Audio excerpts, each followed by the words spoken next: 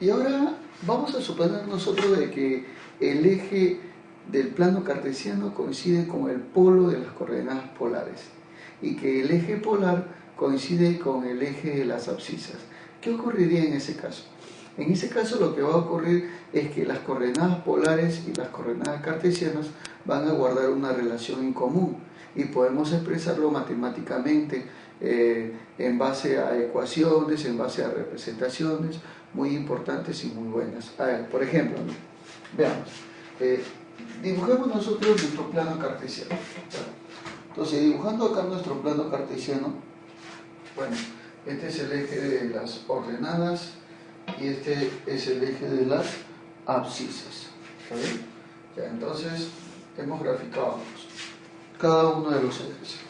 Bueno, el eje Y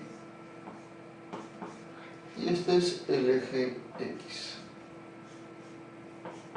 Ya está, perfecto.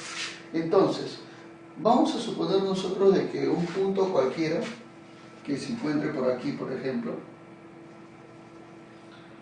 tenga una coincidencia en el cual este centro de ejes sea su polo y además este eje para este punto sea su eje polar. Entonces, ¿qué ocurrirá? Simplemente que este punto puede estar expresado en coordenadas polares. Entonces diremos, profesor, este punto será expresado en coordenadas polares. Diremos entonces, profesor, el punto P tendrá las coordenadas que tú ya sabes, rho, punto y coma, teta. Donde rho tendría que ser esta distancia. Rho, claro que sí. Y teta, profesor, ¿cuál sería? Obviamente ese angulito que estás viendo en sentido antihorario, o sea, esta es la tetita. ¿Te das cuenta? Claro que sí, profesor. Bueno, pero de ahí al cabo de que recuerda que si está en el plano cartesiano, o sea, está coincidiendo con el plano cartesiano, entonces al trazar yo la distancia hacia el eje de las abscisas, al trazar yo esta distancia por si acaso, ¿qué va a suceder? Lo que va a suceder es que se va a formar obviamente un punto determinado, pero en coordenadas x, punto y coma, y, de las cuales obviamente esto de acá representa ser el x y este de acá representa ser el y, o sea, ambas en conjunto, claro que sí.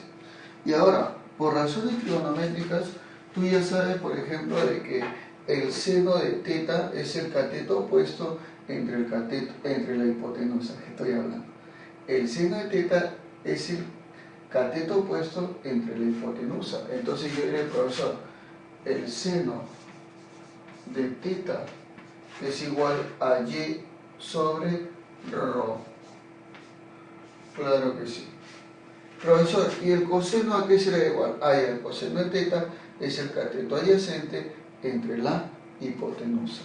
O sea, el coseno de teta es igual al cateto adyacente que es x sobre la hipotenusa que vendría a ser rho. Muy bien, profesor. Entonces, si eso ocurriera, si eso pasara, pasa a multiplicar y pasa a multiplicar, entonces y será igual a ¿quién, profesor? Y va a ser igual entonces, vamos a ponerlo así, va a ser igual a rho multiplicado por el seno de teta. Y x va a ser igual a rho, multiplicado por el coseno de teta. ¿Te das cuenta? Ya, profesor. Entonces, esta es mi representación. ¿En base a quién, profesor? Esta es mi representación en base a las coordenadas polares. O sea, para poder transformar de las coordenadas cartesianas a las coordenadas polares. ¿Está bien? ¿Estamos de acuerdo con ello? ¿Qué dices tú? Claro que sí, profesor. Si yo quiero convertir, obviamente tengo que basarme en función a lo que estoy observando. Profe, y si quisiera lo contrario, si quisiera convertir de repente de las coordenadas polares a las coordenadas cartesianas, entonces voy a basarme en lo siguiente. Recuerda que según el teorema de Pitágoras, la suma de los cuadrados de los catetos según triángulo rectángulo es igual al cuadrado de la hipotenusa. Ya, entonces se va a cumplir también que ρ al cuadrado es igual a x al cuadrado más y al cuadrado. Si pasa como raíz, entonces nos daremos cuenta que ρ, por si acaso, aquí será igual a la raíz cuadrada de x al cuadrado más y al cuadrado. ¿Te das cuenta? Y acá le cierro su raíz. Entonces, así es como se podrá representar, ojo, ¿quién se podrá representar? Obviamente, ρ, el radio, bueno, claro que sí. Así de fácil y sencillo. Y otra representación última, observemos que el ángulo θ, su tangente es igual a y sobre x. Ya. Entonces, profesor, la tangente de θ es igual a y sobre x. ¿Por qué, profesor? Porque la tangente es cateto opuesto entre cateto adyacente. Por eso simplemente. Entonces, podremos decir nosotros